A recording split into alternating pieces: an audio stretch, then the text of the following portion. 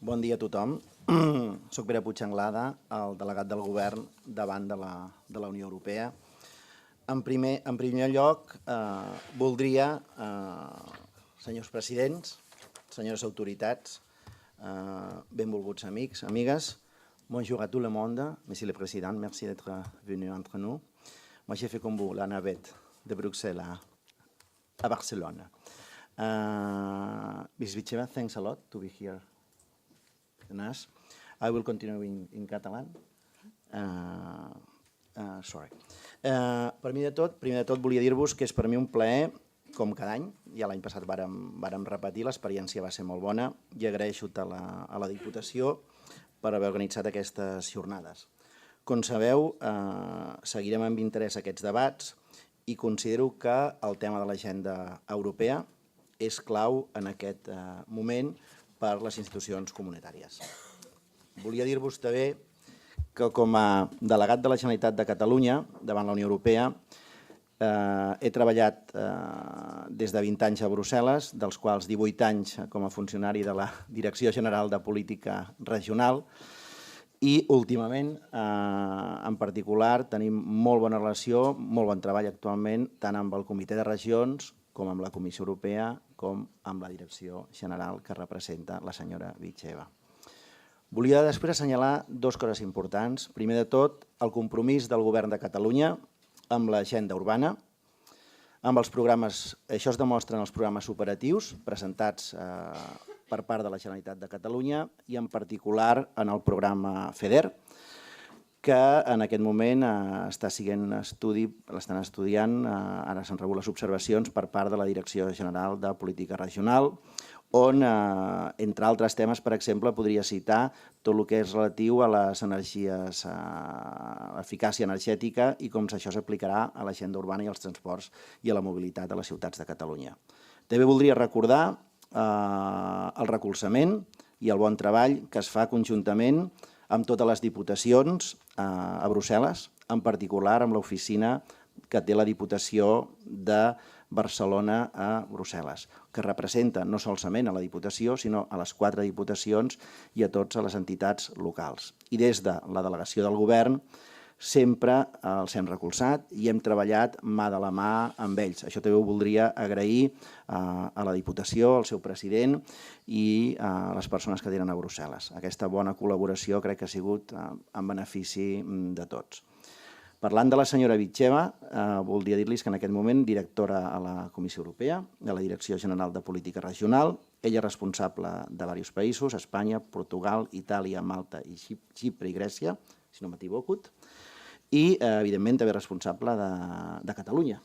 És per això que estic segur que ens podrà donar novetats i ens podrà resumir en alguna manera a l'acord d'associació que s'ha signat amb Espanya, amb la Comissió Europea, i també com està la preparació i la implementació dels nous programes operatius a Espanya i en particular a Catalunya.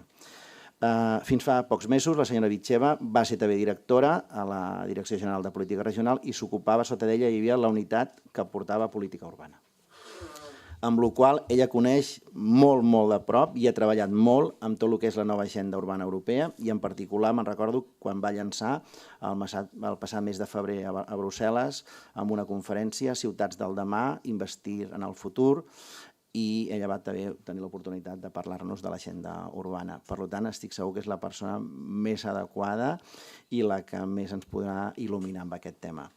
Per fer una breu presentació de la senyora Vicheva, puc dir que ella ha tingut diverses responsabilitats a la Direcció General de Política Regional.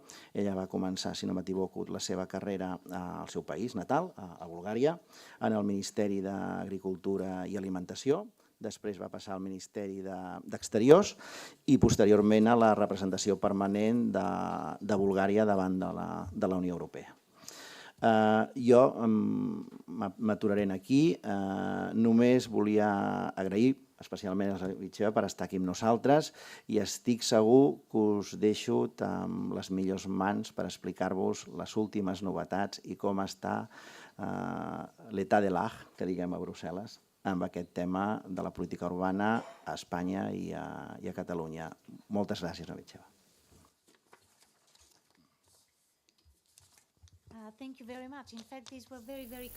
Moltíssimes gràcies per les paraules tan amables. Les expectatives estan molt altes. Intentaré no decebre-us.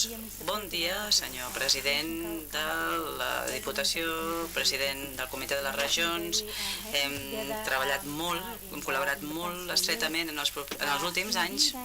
De fet, he de dir que els 3 anys últims encara no em puc dissociar de les qüestions urbanes perquè em causen molt d'entusiasme les iniciatives que el president del Comitè de les Regions ha esmentat. Ja van començar als anys 90, és ara que tenim un impuls autèntic de fer coses a les ciutats europees i a nivell europeu. I sincerament crec que aquesta energia no es perdrà pas i que podrem arribar a assolir un nou nivell de l'agenda urbana europea, perquè no estic segura que aquí funcionin les revolucions, sinó les evolucions. És anar arribant a passos de maduresa i en aquest moment crec que el pas madur és intentar dissenyar una autèntica agenda urbana, no revolucionària potser, però sí d'un nou nivell qualitatiu per generar beneficis de cara als ciutadans europeus. S'ha parlat, s'ha dit per què les ciutats són tan importants. De fet, les ciutats són el centre, el cor del potencial europeu per assolir els seus objectius més ambiciosos, incloent-hi el nivell general de la Unió Europea. Normalment ho traduïm com a estratègia 2020, però també les ciutats són el lloc on ens trobem els desafiaments més intensos, més complexos. Des d'aquesta perspectiva, tant el potencial com els reptes és el lloc l'espai més rellevant on concentrar-se. I aquestes són les parts més importants que hem d'implicar en les nostres ambicions. Les ciutats estan molt properes als seus ciutadans. Les ciutats són molt properes a les idees que millor poden contribuir al desenvolupament dels seus espais i ja, de fet, han dissenyat i identificat i dissenyat una sèrie de maneres noves de respondre a les necessitats socials, econòmiques i dels seus entorns. Hi ha un marc general que pretén projectar millor a les ciutats dins d'Europa, però estic segura que Europa se'n beneficiarà moltíssim i també les ciutats en elles mateixes. Les xifres de la realitat urbana molt sovint s'esmenten, no les ometré, però i diré que el 70% de la població d'Europa viu en zones urbanes. Això significa uns 350 milions de persones. L'any 2020 les projeccions ens diuen que serà el 80% que viurà en zones urbanes. La urbanització d'Europa avança més a poc que a la resta del món, comparativament, però la urbanització encara va de la mà d'un augment del creixement i del desenvolupament econòmic. Bé, per aquesta raó, quan vam començar a dissenyar les nostres noves polítiques de desenvolupament urbanes per als programes de nova generació, que ja s'han posat en marxa perquè el nou període comença el 1 de gener de 2014 i per tant ja portem un any i acaba el 2020, però de fet fins l'any 2023 perquè la implantació s'estendrà 3 anys més enllà del 2020. Estàvem dissenyant les polítiques per a aquesta nova polítiques de cohesió. Nosaltres vam parar molta atenció a les contribucions i als desafiaments de les ciutats i vam decidir i la comissió estava molt compromesa amb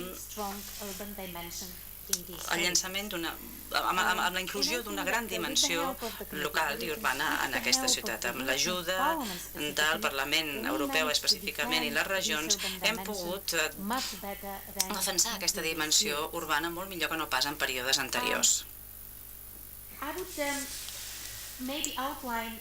M'agradaria esquematitzar alguns dels elements que reflecteixen aquesta dimensió urbana reforçada. I començaré amb el 5%, que, per cert, sempre hem de recordar. Només és el mínim que el Fons de Desenvolupament Europeu ha d'assignar al desenvolupament urbà integrat. I aquí he de dir que a les ciutats invertim almenys el 50% de tots els fons de cohesió. I per recordar l'escala, les dimensions d'aquests recursos, pel proper període tenim més de 3.300 milions d'euros per invertir en política regional, dividits entre objectius de cohesió territorial també, però també inversió pura i dura que ens permeti sortir a tots de la crisi.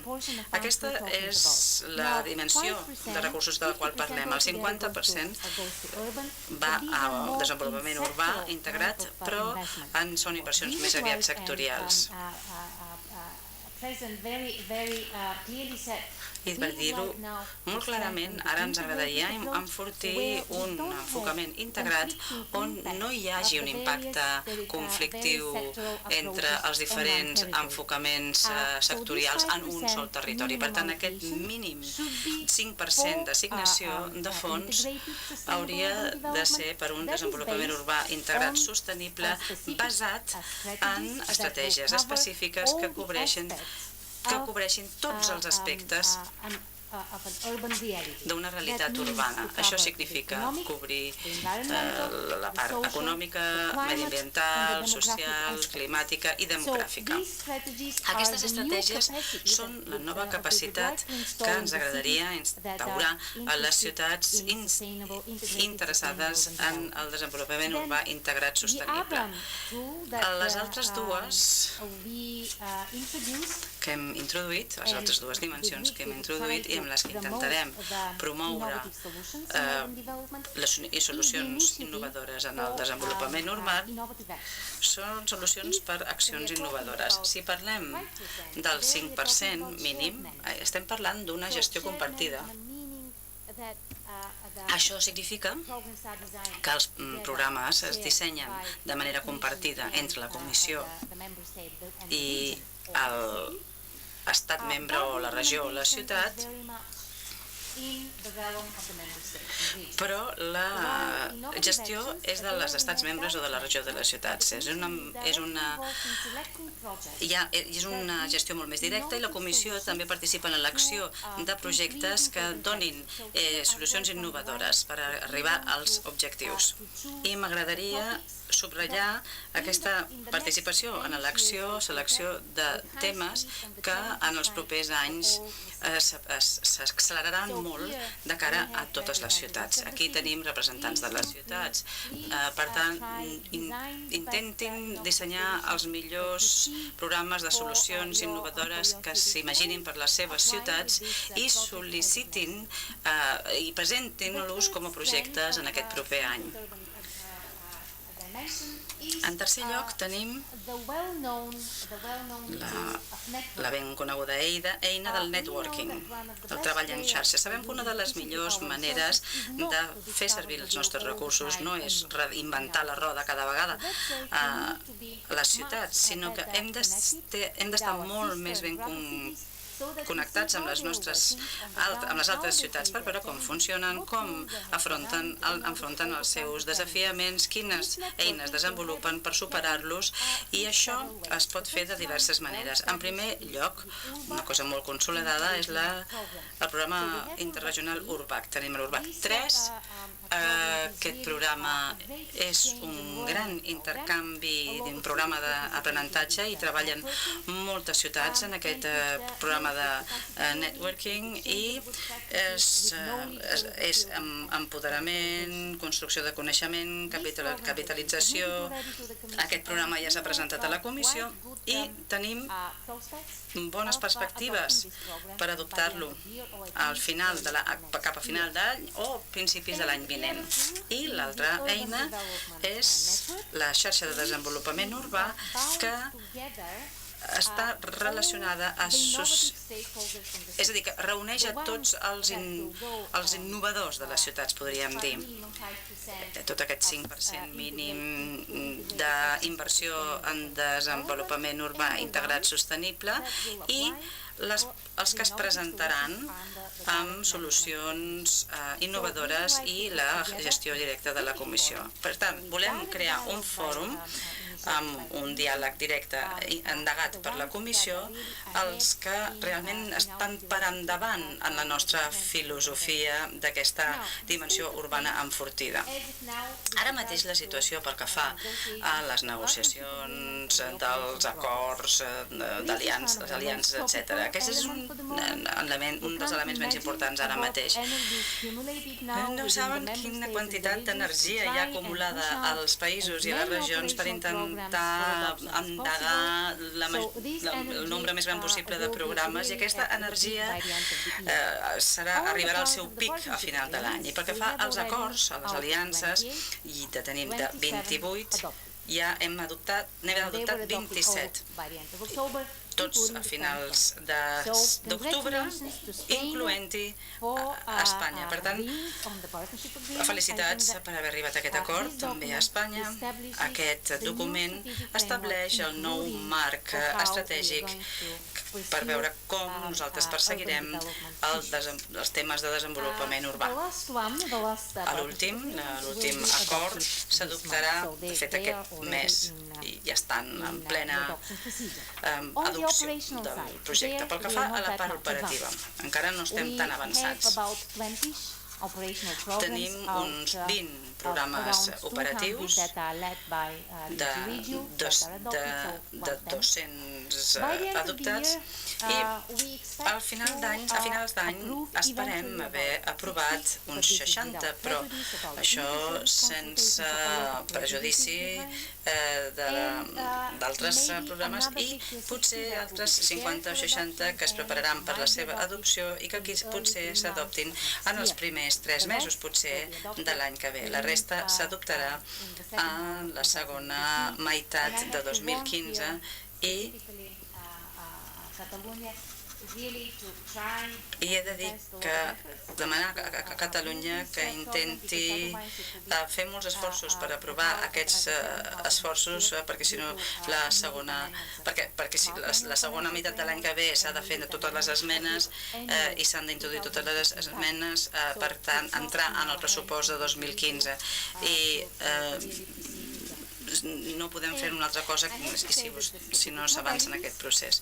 Tenim aquestes modalitats i això ara mateix el més important és els programes operatius. Els acords només subratllen els principis segons els quals com els estats membres i les regions seleccionaran les autoritats urbanes per a aquest desenvolupament urbà sostenible integrat i també els enfocaments, les estratègies per la seva instauració.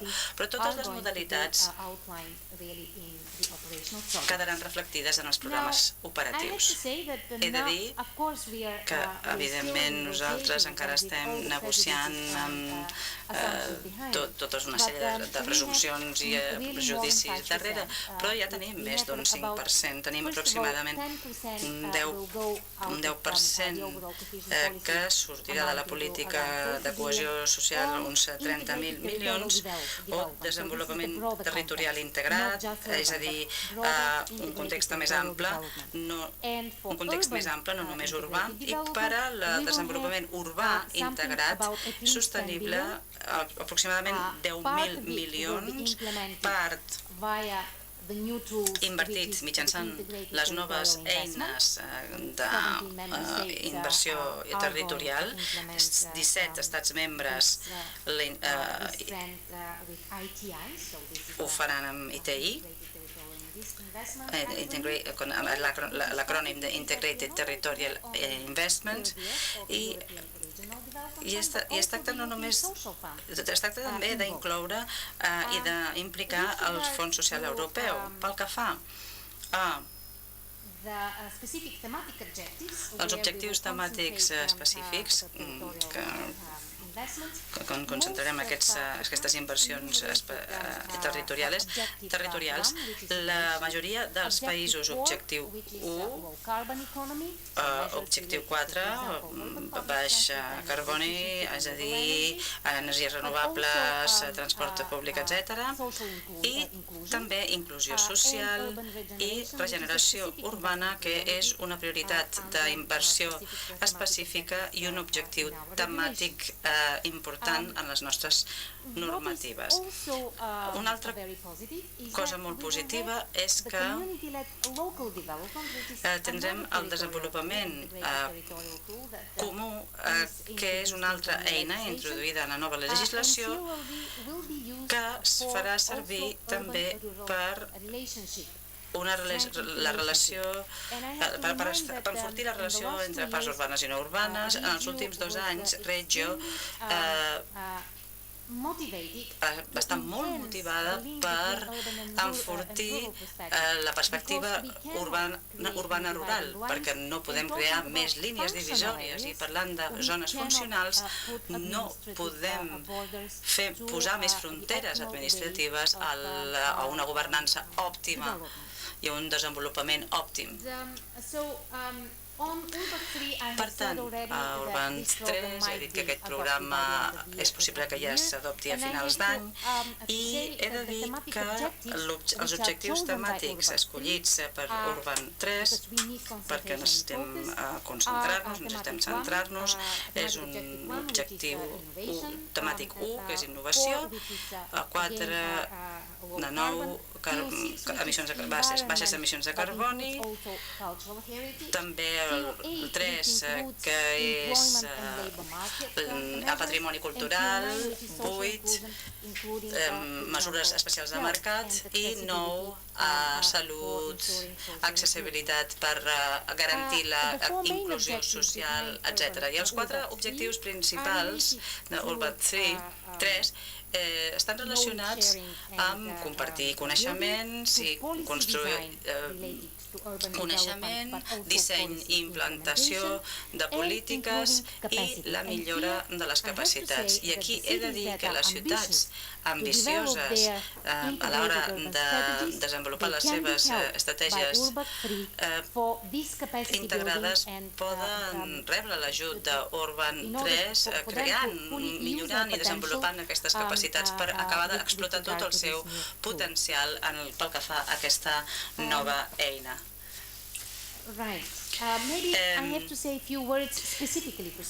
Un parell de paraules concretes sobre Espanya i com la dimensió urbana s'articula amb aquest acord al qual es va arribar a finals d'octubre. El desenvolupament urbà a Espanya normalment es relaciona amb infraestructures i amb habitatge. Hi ha un seguit de ciutats que també tenen altres estratègies integrades i eines integrades. Hi ha 3 institucions que s'ocupen de temes urbans. Tenim la Secretaria d'Estat d'Accions Socials i d'Habitatge, Ministeri d'Agricultura, Ramaderia, Pesca i Medi Ambient, de Desenvolupament Sostenible, i després el Ministeri de Finances i Administracions Públiques, que és la principal gestora de les polítiques de cohesió. I el que veiem darrere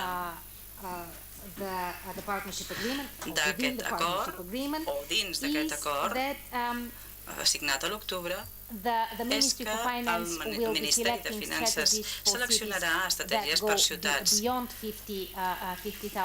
de més de 50.000 habitants, però també serà possible donar suport a ciutats o zones de més de 20.000 habitants i aquestes accions i estratègies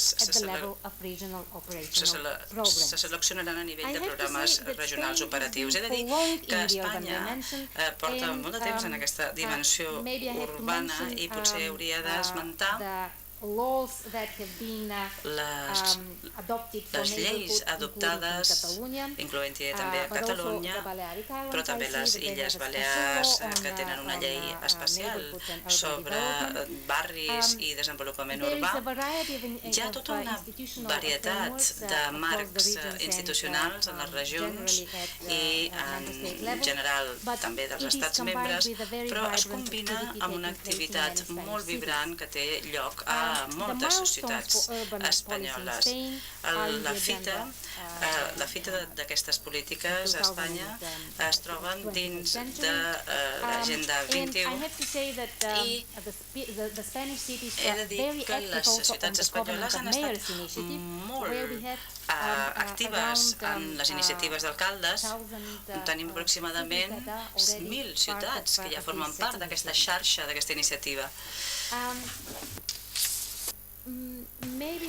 Potser ara hauria de dir alguna cosa més sobre els objectius que els socis espanyols han definit per a la dimensió urbana. Segons l'acord de partenariat que tenim, el tema 2, és a dir, les tecnologies TIC que han estat introduïdes en el paquet de concentració, tenim la de baix carboni, tenim el mediambiental i el d'inclusió social, és a dir, 4 objectius temàtics on els IPIs podran, doncs, utilitzar estratègies integrades de desenvolupament urbà. Hi ha 3 maneres de posar en execució les mesures de desenvolupament urbà. La primera és a través d'un programa operatiu dedicat. Només un dels estats membres ha optat per això. Tenim aquest programa a Itàlia. Tota la resta d'estats membres han optat per un accés a prioritats específiques, tots a través de les eines d'inversió en el territori, dels que venen, dels que utilitzen temàtics, eixos temàtics. Espanya, doncs, ha triat justament aquest camí. En 2 programes regionals, i un d'ells és a Catalunya, conjuntament amb Madrid, hi ha un interès en tenir un accés prioritari dedicat també. I ara, evidentment, estic encantada de respondre qualsevol pregunta que hi hagi pel que fa a les modalitats i diferents oportunitats, però m'agradaria canviar de terç i parlar sobre l'agenda urbana, perquè aquest també és un dels temes de debat més importants per a aquesta conferència. De fet, el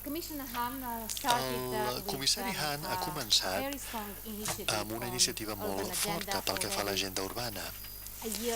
Ja fa un any i mig. El Fòrum de les Ciutats ja ha estat esmentat com algunes de les pedres angulars més importants, on intentem, una de les fites més importants, on intentem establir la base pels grups d'interès pel que fa a l'agenda urbana a nivell europeu. I com a resultat d'aquest Fòrum de les Ciutats i les aportacions realitzades i els debats, i retroalimentació, el comissari va decidir llançar una consulta pública i només a través d'una consulta pública podem validar i tenir credibilitat pel que fa a qualsevol proposta que vingui de la Comissió sobre l'agenda urbana. I aquesta consulta pública es va fer al mes de juliol, va ser completada al mes de setembre i el que demana la Comissió en aquests moments és compilar tota la informació i tenir més de 200 aportacions de diferents tipus de grups d'interès, també d'alguns estats membres. Penso que la meitat dels estats membres han contribuït a aquest debat Ciutat, Eurocities i moltes associacions, grups d'interès a nivell ben ampli han respost molt i molt bé. L'agenda urbana per a nosaltres és d'una importància extremada, especialment pel que fa a assolir els objectius d'Europa 2020. Al voltant d'aquests objectius, tots els estats membres i totes les regions estan compromeses i hem d'identificar les millors regles per assolir aquests objectius. Ens adonem que sense les ciutats no podem assolir els objectius. Sense les ciutats no podrem assolir aquests objectius. I això no només és perquè tenim una gran concentració de poder i de talent aquí, sinó que també necessitem d'una apropiació. Necessitem que les ciutats veritablement s'impliquin genuïnament en aquest procés. L'agenda urbana ha de resoldre tot un seguit de problemes. Darrere l'agenda urbana tenim tot un seguit de raonaments, un dels quals és fer que les nostres polítiques encaixin més bé amb les realitats urbanes. I la major part de les nostres polítiques de la Unió Europea són implementades a nivell de ciutat, però de fet no estan dissenyades per tal de reflectir les realitats urbanes. Per aquesta raó necessitem tenir una major sensibilitat pel que fa al nostre disseny de política, pel que fa a la realitat urbana, i hem de veritablement permetre que les ciutats participin i animar-les a participar en aquest procés. I això té dues cares, un disseny de política i, d'altra banda, la implicació de les ciutats en el disseny i implementació de dites polítiques. I això també assegurarà un vincle més fort amb les ciutats mateixes. Com a resultat de la consulta tenim una demanda clara, és a dir, que hi ha més o menys un compromís unànim cap a una agenda europea, una agenda urbana. No obstant això, la part més difícil és com hauria de ser i com hauria de ser executada. El per què és respost de manera bastant unànime, amb una resposta afirmativa, un sí, perquè ho necessitem, però el com i el què encara estan surant a l'aire. Hi ha tot un seguit de bones idees, hi ha tot un seguit de bons exemples, però encara necessitem pensar, diguem, hi ha d'haver un procés de reflexió que subjagui. Està clar que les ciutats i els grups d'interès no volen una nova legislació i no volen un nou marc referencial institucional. El que volem és un nou mètode de treball.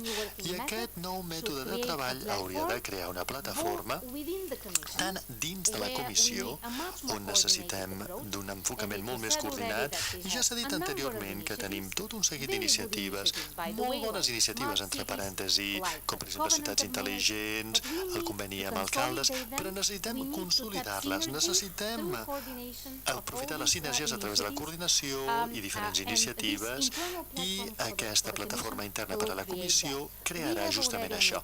Ja tenim un grup d'interservei que ha estat registrat al nivell més alt, al nostre director general, tenim tots les direccions ben coordinades, però necessitem també d'una plataforma que vagi més enllà de la comissió, una plataforma amb tots els grups d'interès implicats, amb els quals hem de consultar de manera escaient la nostra legislació, de manera que sigui a prova d'urban. Necessitem d'aquest nou mètode de treball que hauria de ser establert per la nostra nova agenda urbana. Molt bé. Pel que fa al què i al com, veiem que les contribucions presenten una variació entre les minimalistes i els enfocaments molt ambiciosos. L'enfocament minimalista, que assegura almenys la sinergia, coordinació i la consulta i implicació. El més ambiciós, però,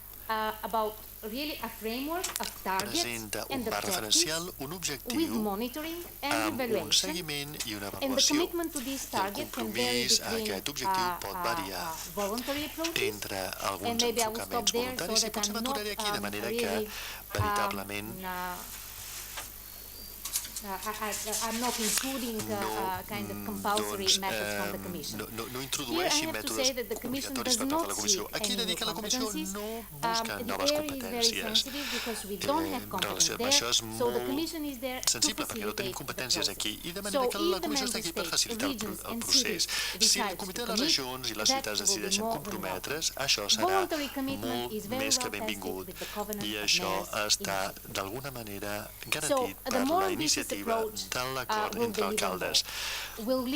Això permetrà vincular molt més bé l'agenda urbana europea amb l'estratègia Europa 2020.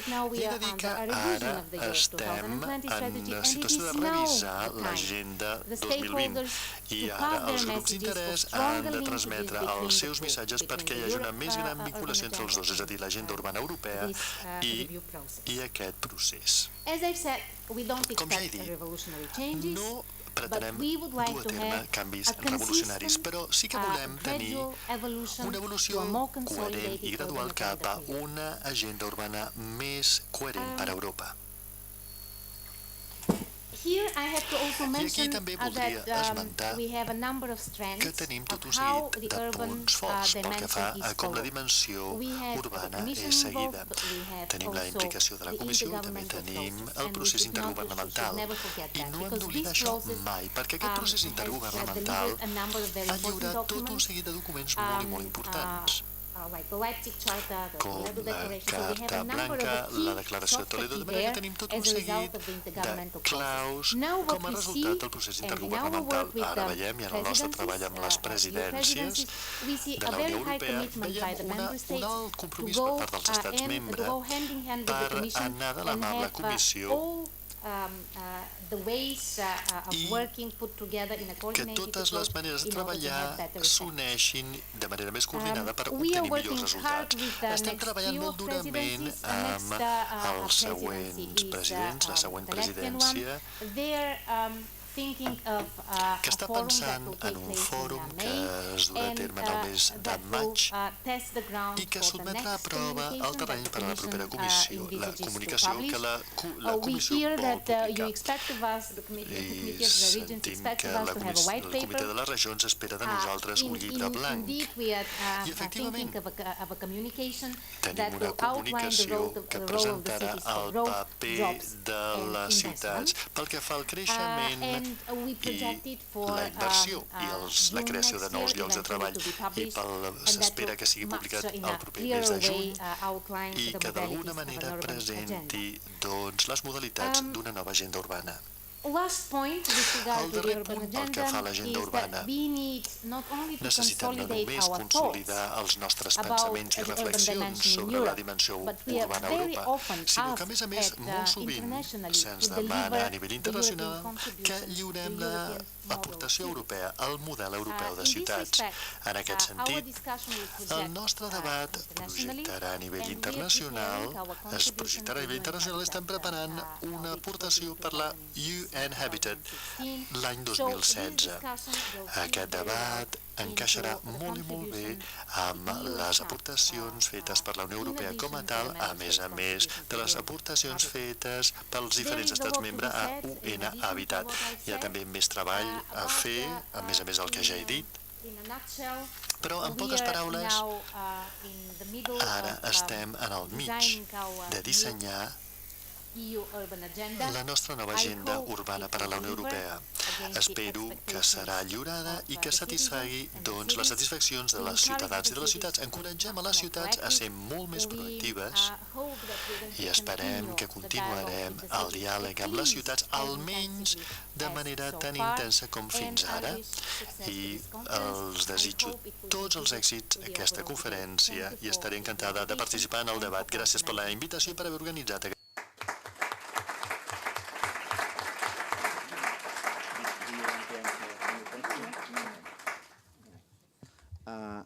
Moltes gràcies, directora. Com sempre, claríssim amb la seva exposició. Jo crec que, com ha dit vostè, tenim encara uns minuts, un quart d'hora, 20 minuts, per eventuals preguntes que es puguin presentar per part de la sala. Jo només demanaria, sisplau, que quan facin la pregunta s'hi poden dir el seu nom i a quin organisme o entitat representen. Si algú ja vol començar amb les preguntes, la senyora Bitxeva estarà encantada. Merci.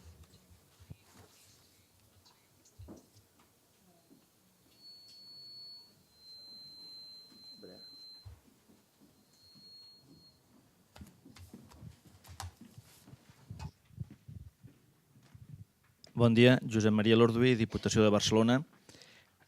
Al llarg de la seva explicació, en la primera part, ens ha parlat del treball de la recerca o la construcció de solucions innovadores. I ha introduït un element que m'ha semblat molt interessant, però no he acabat de veure com se desplegarà, que és la participació directa de la Comissió en la selecció o acompanyament d'aquestes propostes innovadores per part dels agents locals, al costat, i això és el que m'ha preocupat, dels estats membres de la Unió Europea, en aquest cas Espanya. Diguem-ne que les relacions entre Catalunya i Espanya no passen pel seu millor moment i aleshores molt em temo que el govern espanyol no té una especial sensibilitat respecte a projectes que puguin tenir el seu origen a Catalunya. Li voldria demanar, sisplau, de quina manera aquesta gestió directa de la Comissió o aquesta participació directa de la Comissió pot fer que des de Catalunya diguem-ne que elevem projectes directament a la Comissió de forma directa. Gràcies.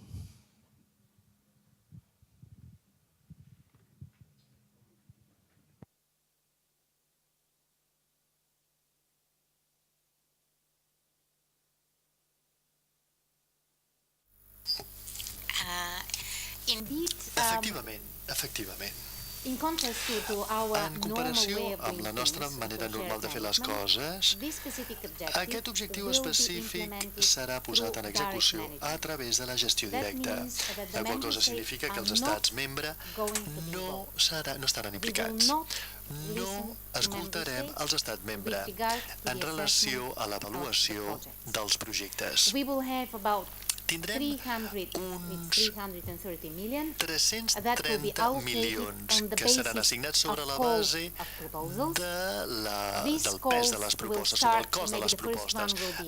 El proper serà, i s'iniciarà segurament l'any vinent, i aquests seran temàtics i estaran orientats cap als temes més importants, els desafiaments més importants als quals s'enfrontaran les ciutats europees els propers anys. I seran jutjats en relació a la seva innovació, la seva capacitat innovadora i també la seva capacitat de ser replicats executats en d'altres membres d'estat, perquè tenim un valor afegit europeu en aquest sentit. I després, la idea d'aquests projectes és que no només els puguem replicar, sinó també escalar-los i, d'alguna manera, canalitzar-los a les programes principals. Per tant, aquesta iniciativa es basa en la generació de noves solucions i projectar-les cap a la canalització dels programes més importants durant una segona fase. Pel que fa a la seva pregunta, per tant, les ciutats que estiguin interessades en participar han de llegir les bases de la nostra convocatòria, perquè això és la base sobre la qual durem a terme aquesta iniciativa. Aquí s'estableixen els criteris i els beneficiaris són autoritats urbanes, no estats membres. I han de presentar diferents tipus de projectes, pot ser un projecte pilot, perquè si és una solució innovadora no serà possible tenir immediatament un projecte a gran escala, sinó que es tractarà d'un projecte pilot, projectes a ser sotmesos a prova, normalment fins a 5 milions.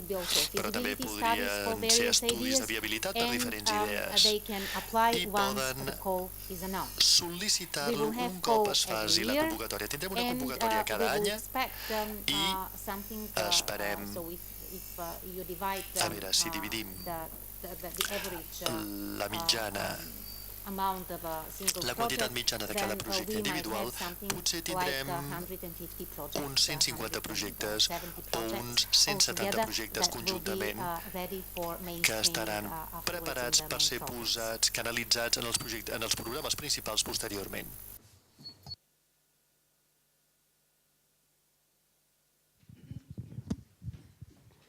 Sí, Josep Rodríguez, Diputació de Barcelona, també. En relació també a la primera part de la seva presentació, la Comissió Europea en aquest període de programació va fer una proposta perquè hi hagués una major concentració en l'ús dels fons estructurals i també un major ús d'altres tipus d'instruments, com per exemple les ITIs o altres instruments que permetessin aquest enfocament on hi hagués una major participació dels agents locals. Llavors, després d'analitzar aquests 27 Partnership Agreements que ja s'han presentat, quina és la impressió de la Comissió Europea? És a dir, si hi ha hagut realment una concentració important dels fons en els objectius temàtics i si el nivell d'ús d'aquests nous instruments ha estat prou elevat, tal com s'esperava.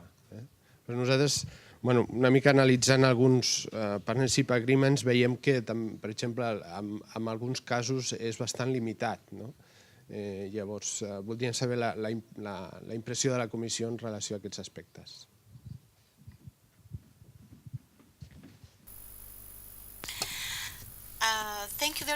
Moltíssimes gràcies per plantejar el tema de la concentració. És a dir, que bàsicament vostè ha formulat dues preguntes.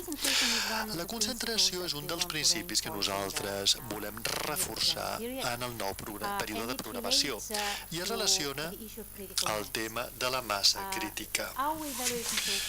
La nostra avaluació fins ara ha demostrat que hem estat,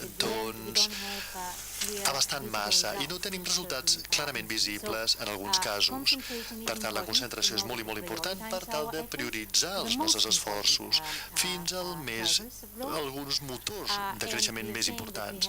I estem veient que hem de concentrar-nos bàsicament en qualsevol cosa que produeixi un augment del nombre de llocs de treball generats. Aquí diem que una de les característiques més importants per a l'acord de partenariat espanyol és el canvi de la base d'infraestructura o, diguem, del modus operandi basat en infraestructures a un modus operandi basat en el coneixement, aquest tipus de desenvolupament. I jo penso que hem aconseguit recolzar això. I si veieu ara, per exemple, pel que fa a la proporció de projectes d'infraestructura proposats pel proper període, aquest és el més gran declivi, la més gran disminució que podem veure tant en termes de quota com de quantitat global, perquè això es deu a un nivell de desenvolupament molt elevat ja, i felicitacions perquè ara Espanya ha dirigit el grup de països que és elegible per a aquest tipus de programa. És a dir que hem aconseguit amb la concentració, ara tenim menys prioritats d'inversió actualment sobre les quals invertirem. Per tant, l'esperança és que tindrem, si tenim alguna lògica d'intervenció darrere tot això, aleshores la massa crítica i els resultats estaran sobre el terreny també. Aquest és, diguem, una de les nostres línies vermelles més importants, si se'm permet dir-ho així, en la nostra negociació amb tots els estats membres i les regions. I creieu-me, en tots els programes operatius per a l'observació formal que presentem, per a totes les observacions que hem presentat als acords de partenariat, el primer comentari que s'ha fet és prioritzar, donar prioritats d'inversió, presentar les prioritats perquè encaixin la vostra anàlisi de necessitats. I el segon comentari és que algunes intervencions han de ser més breus i aquest és un dels més grans desafiaments als quals ens enfrontem actualment totes les regions i estats membres. I pel que fa al seu segon punt, és a dir, penso que hem tingut èxit amb això. El segon punt tracta sobre les eines territorials. Efectivament, tenim dos tipus d'eina. La ITI, la inversió territorial integrada, va des d'amunt cap avall. És a dir, aquí tenim una autoritat que dissenya una estratègia territorial i que la posa en execució des de dalt cap avall. Evidentment, tenen diferents maneres de considerar la governança a multinivell, però la diferència, o diguem, l'estratègia ve des de dalt. I després tenim la CBI, és a dir, el desenvolupament dirigit per les comunitats, que és un enfocament que ve des de avall cap amunt. I aquí hi ha la participació de tots els grups d'interès implicats i la lògica és que aquí conservem l'enorme potencial dels ciutadans i les seves idees i sobre el seu propi desenvolupament local. Aquí no permetem que l'administració pública o les autoritats públiques vagin més enllà del 50% del grup d'acció local. I aquestes mesures són posades en execució a través d'un grup d'acció local que dissenya l'estratègia i la posa en execució, és a dir, l'estratègia per una localitat rellevant o per alguna àrea funcional rellevant. Molt bé, aquests dos enfocaments són voluntaris. I voldria recordar-vos que la CLOD es basa en l'exemple de l'enfocament LEAD a l'agricultura. I aquí s'ha produït uns resultats veritablement fantàstics. Jo he vist tot un seguit de projectes molt bons, incloent-hi a Espanya. Recordeu que jo encara era un país en vies d'accés, Bulgària, i nosaltres vàrem ser portats a Andalusia per veure alguns projectes líder meravellosos sobre el terreny. Això ho projectem a tots els fons i volem utilitzar aquest enfocament des de baix cap amunt en tots els fons. Com jo us dic, aquestes eines són voluntàries, no les podem imposar. L'única cosa que volem és tenir un esquema molt i molt clar dels desafiaments territorials, i això és per regulació en l'acord de partenariat i en la manera en què, diguem, aquests desafiaments seran tractats. Molts estats membres han optat per aquestes noves eines, és a dir, la meitat dels estats membres, com ja he dit, implementaran les ITIs, 17 estats membres ho faran més de la meitat, 16 per ser exactes, 16 implementaran les CODs en els fons. Jo penso que com a punt de partida, perquè això és un començament d'aquestes eines, penso que veritablement és un resultat molt i molt positiu. Fins i tot tenim un estat membre, en Suècia, ha dissenyat un programa especial sobre la COLD.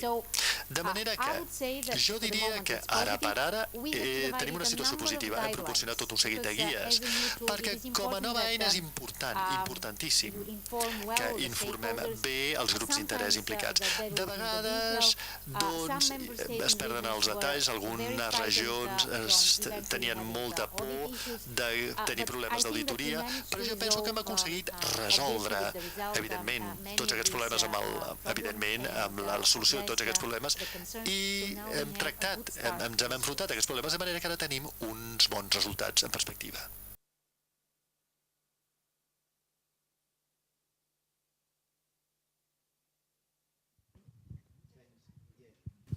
Tinc una. Aquí. Moltes gràcies per la teva presentació. Jo soc de Direcció de Relacions Internacionals de la Diputació de Barcelona, sí. I m'agradaria saber, s'ha comentat a la taula, com està donant aquesta col·laboració i aquesta cooperació entre zones urbanes i zones rurals. Perquè sí que és cert, o sigui, com s'implementarà aquesta cooperació o col·laboració, però sí que és cert que és molt important i més tenint en compte la sortida de la crisi actual. A mi m'agradaria saber com tenen pensats aquesta implementació de cooperació entre aquestes dues zones. Gràcies.